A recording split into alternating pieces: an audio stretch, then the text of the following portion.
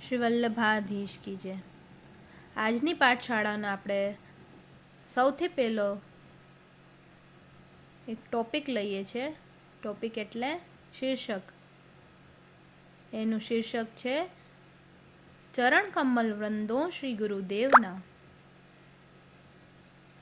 ગુરુ એટલે ગૌરવંતી દિવ્ય પ્રતિભા, જે મહાન છે, શ્રેષ્ઠ છે. તે ગુરુ જીવન નૌકાને તોફાની ભવસાગરમાંથી હેમખેમ પાર ઉતારનાર સુકાની. જેમનામાં પૂર્ણ જ્ઞાન, પૂર્ણ કર્મ અને પૂર્ણ ભક્તિ છે, તે ગુરુ પદવીના અધિકારી. ગુરુ બિન જ્ઞાન નહીં, ગુરુ બિન ગોવિંદ નહીં. જ્ઞાન અને ગોવિંદ મેળવી આપે તે ગુરુ. આવા ગુરુનો મહિમા જગતના સર્વ ધર્મોને સ્વીકાર્યા છે અને ગાયો છે. આપણા હિન્દુ શાસ્ત્રો ગુરુને બ્રહ્મા, વિષ્ણુ અને મહેશ સાથે સરખાવે છે. કેમ કે બ્રહ્મા જગતની રચના કરે છે, સૃષ્ટિ બનાવે છે. એ જ પ્રમાણે ગુરુ પણ આપણને મંત્ર દીક્ષા આપી નવો જન્મ આપે છે. વિષ્ણુ જગતનું પોષણ કરે છે. ગુરુ આપણને સાચા ધર્મના માર્ગે ચલાવે છે. મહેશ જગતના દૂષણોનો નાશ કરે છે. તેથી અને ગુરુ આપણા પાપોનો, દોષોનો અને અજ્ઞાન દૂર કરે છે. પરબ્રહ્મ પરમેશ્વર જ ગુરુ રૂપે પૃથ્વી પર પધારે છે. તેથી શિષ્ય માટે ગુરુ જ સાક્ષાત પરબ્રહ્મ પરમેશ્વર છે. આવા સમર્થ ગુરુ શરણે આવેલા સેવકોના અજ્ઞાન રૂપી અંધકારથી અંધ બનેલા નેત્રોમાં સત્ય જ્ઞાન રૂપી અંજન આંજી તેમને દિવ્ય દર્શન કરાવે છે.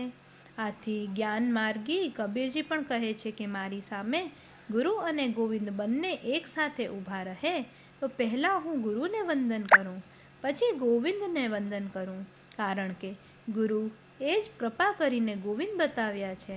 આપણા શ્રી મહાપ્રભુજી તત્વદાર્થ નિબંધમાં તેમના ગ્રંથમાં ગુરુના લક્ષણો બતાવે છે. પહેલો, ગુરુ શ્રીમદ ભાગવતના રહસ્યોને સારી રીતે ઊંડાણથી જાણનારા હોય, અર્થાત સર્વશાસ્ત્રોના અભ્યાસી પૂરા જ્ઞાની હોય.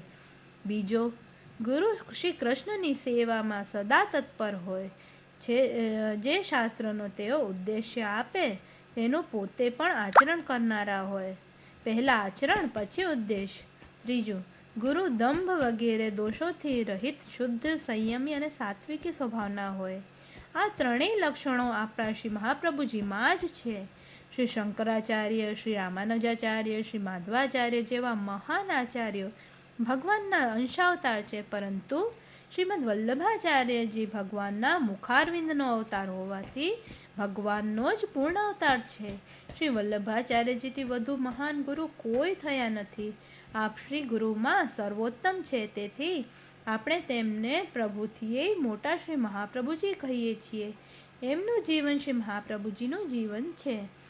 આપણને આદર્શ જીવન બનાવવાની પ્રેરણા આપનારું જીવન છે.